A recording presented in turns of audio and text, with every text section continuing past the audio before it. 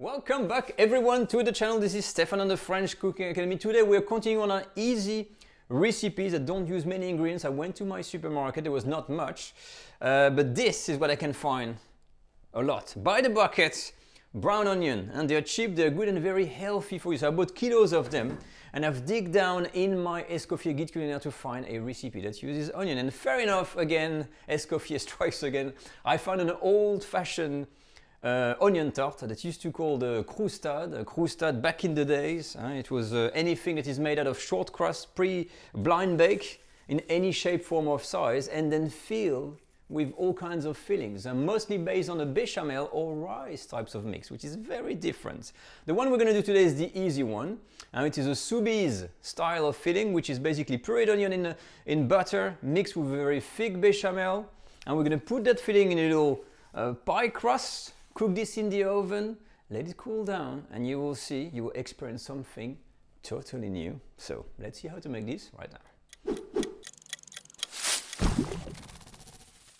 To start off the recipe, let's do a spotlight on the ingredients and the mise en place. If you don't know what a mise en place is, it's simply the food preparation that needs to happen, what you need to prepare before you cook. It will help you greatly when you cook to have all of the ingredients ready. I've cut my butter, I've weighed my flour. So this is for the bechamel, flour, butter and milk with the nutmeg, salt and pepper. Main ingredient is the onions. I've peeled and thinly sliced the onion. I've used a food processor here, and so everything sliced. There's lots of onion, and I've made my short crust already. All the details on how to make this and how to blind bake it in the video description as well. When you've got all of these, we're gonna start by cooking the onions. Let's go. And now let's pre-cook the onion. This is the action of blanching. We're going to take a pan full of cold water and we're going to pour all of the onions in, and we're going to bring the water to the boil. This is going to basically break down all of the sharpness of the onions and make them also much more easy to digest, you see. So all of the onions in cold water, and we're going to bring this to the boil. Now while the onions are warming up, we're going to make the bechamel sauce, which is very simple to make, and start by making what we call a roux, which is simply a mix of flour and butter. So we're going to put all the butter in the pan on very low heat and wait until it melts totally. My butter is now all melted. I'm going to put all of the flour at once, mix well, and then leave this to cook for 3 minutes. My roux is now cooked. Now to know when it's cooked, if we don't use a timer, after a few minutes use your nose, it should smell like cake. That's the sign the flour is cooked. So I've put my heat off, and what we're going to do here, we're going to start to add some milk, not everything, and you first dilute the cold mix. So this is a hot roux using a cold milk, okay? And not adding all of the milk is done to avoid clumps. Okay, if you put all of the milk, chances are it's going to be too much liquid and you're going to have clumps start to form. So you first dilute like that, okay? Make sure all of the mix, like the roux, is nicely diluted, and then you can add the rest of the milk. As soon as the milk is in, I've put my heat back to medium and it starts to have a light boil. You're going to add salt, pepper, a little bay leaf and a grating of nutmeg. Now very quickly, when the heat is on, you will see that your bechamel sauce becomes very, very thick. And this is intended, so don't get alarmed, it's normal. You're going to leave this on a very low heat to boil for 5 or 10 minutes. It's been 10 minutes and my bechamel is ready. Look at this consistency, it looks nice. And now we're going to look at the onion, they must be ready as well. So you turn the heat off and you set this on the side. And now look at these onions, they're boiling away, so you can leave them to boil a good 5 minutes. To really pre-cook them, because onions are very, very tough. After 5 minutes, you're going to turn the heat off and you're going to pour the water off, rinse them in cold water and put them in another container. Alright, so I have rinsed my onion under clear cold water and I've pressed them down like that to extract the maximum water out of the onion. We want them as dry as we can have. Now using the same pan here, you're going to add some butter, all of the butter for the onion, and melt it. Now, so you're going to put your heat on low, melt all of the butter, and then we're going to put the onion in to further cook them. Alright, so all of the butter is melted. Immediately I'm going to put all of the onion in and mix well. Now the goal here is to really mix the onion into the butter. As you can see, you get that nice kind of yellowish coating. And when this is done, we're going to add some salt, 1 or 2 pinch of salt, a little bit of black pepper, and a tiny bit of sugar as well. So sugar, don't overdo it. Usually 1 good pinch is enough. Now again, when it's like this, you're going to mix the whole lot well. And when this is done, we're going to cook this for 40 minutes covered on a very, very low heat. And this is called étuver in French. And it's a process of almost steaming the onion for a very long time so that they transform into some kind of a very soft puree of onion. All right, it's been 40 minutes. Take this off. And my onions are cooked. Okay, so I'm gonna momentarily turn my heat off now. And what we're gonna do straight from here, we're gonna get your bechamel that has thickened because it's now a bit cold. And in batches, not all at once, we're gonna start to incorporate it with the onions. Okay, and with the heat and the humidity, that's gonna give us a chance to create a kind of a paste there. As soon as the bechamel is in, we're gonna add the rest of the butter from the recipe, melt everything and mix everything together again. As you can see, back in the days, they were relying still already in even much more butter than we did or that we are doing today. It's quite amazing. Now, once the onion are mixed with the bechamel and the butter, usually back in the old days, they will take the mix and they will pass this through a drum sieve. But this is a manual task, it is a really tedious task, and not everybody's got a drum sieve. So today, what we're going to be using is this, of course, the stick blender. So what you can do, you can remove your spoon here, and you're going to take your stick blender and basically pass everything through like this to pulverize all of the onion. And that's going to add some water and further dilute our mix. Okay, I'm all done. So this is what I've got here, just to show you the soubise puree. And something white, has to be very white, very smooth, that I've used with my blender here. So we're going to put the heat on back to medium.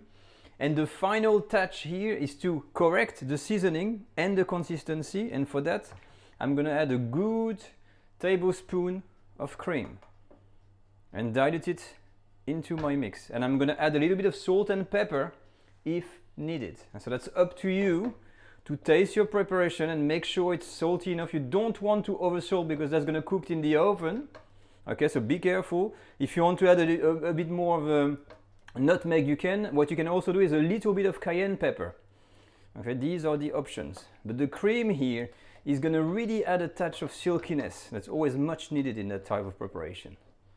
I've adjusted my seasoning, the cream is in, and now we're going to cook this for a further 15 minutes before being able to use it with our tart base. Okay, so low heat, 15 minutes cooking time, and we're done. After 15 minutes cooking time, we are done. So I've blind baked my crust, and this is what a croustade would be looking like. Of course, back in the days, it would be smaller, and I think the edges were actually higher than that.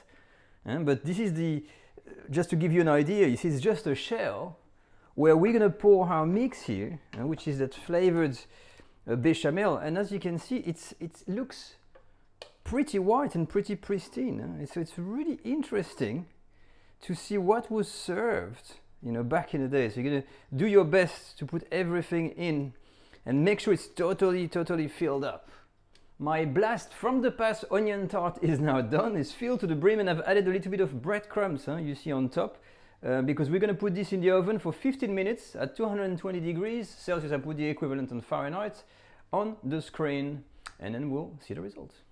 The onion tart is just out of the oven, and look at this color, really appetizing. I'm really gladly surprised by that look, and this is the kind of things that was served back in the days. So really it's not looking bad at all. Now of course, because this is based on the bechamel, the only way for it to solidify is to cool down. So we have to wait until this is becoming basically kind of lukewarm, like kind of room temperature, before we can slice it open. So I'm just going to leave it there and leave it to rest until it's cold enough so we can cut it. So my onion tart from the past have rested. I've got my knife, and of course it's time to open. And what an exciting moment, because look at these little edges here where it's kind of overflown. It's really these old times when they were just pouring these this mix, this bechamel, back in the times of the king. And the roux and the bechamel dates back from Louis XIV. So this is a very, very old type of tart you would get for the court, for instance. So let's have a look inside. And let's try to cut a piece of that and see how it stands. Okay, very, very exciting. And I would see this more, to be honest, as an individual little tartlet, rather than like a pie like this. This is the more the modern version. But look at that! Ooh, look at this! It works. All right, so I've adjusted the zoom a little bit because this is an important moment in the recipe. When we look at this, this is actually the ancestor of all the pies and quiches that we see today. Today it's a lot of eggs and cream everywhere in absolutely everything when we make a tart. Now these bechamel base were also done with rice, you see, to get that kind of thickness. But look at this. This is still like a flan. It is very, very soft. So you can cut it. And I'm going to try one piece.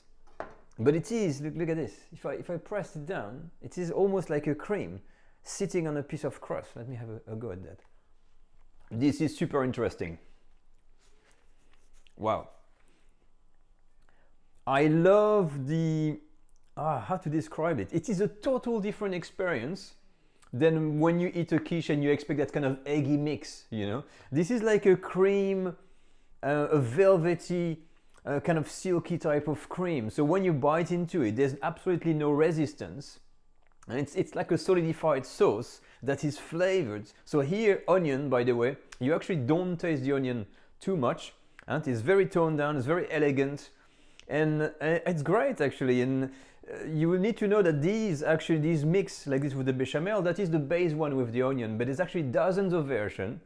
And that includes a lot of bechamel that have been infused with mushrooms, with pieces of meat, and where you can add some cheese on top if you want. So there's plenty of things, plenty of space for you to be creative. And I think really what I wanted to show in that video is these kinds of things and this recipe from the past that are absolutely worth revisiting and trying for yourself. Does take a bit of time, but definitely worth it. To finish off the video, I will say really like look at this texture and these colors, and it's really a signature from the past telling us that this heritage in French cooking is so important and it must not be forgotten, because these types of recipe exist, and when you make them again, it is really something for me very, very special. So if you like cooking and you're looking for something new, I would recommend to start with this one. It's a good example. But that wraps up the video for today. I see you all guys next week. As always, if you have any comment, use the comment section, Instagram, #FrenchCookAcademy, and don't forget that you can enroll in our online cooking school if you want to learn all the technicalities of French cooking. Take care all, stay safe, and I'll see you next week. Bye bye.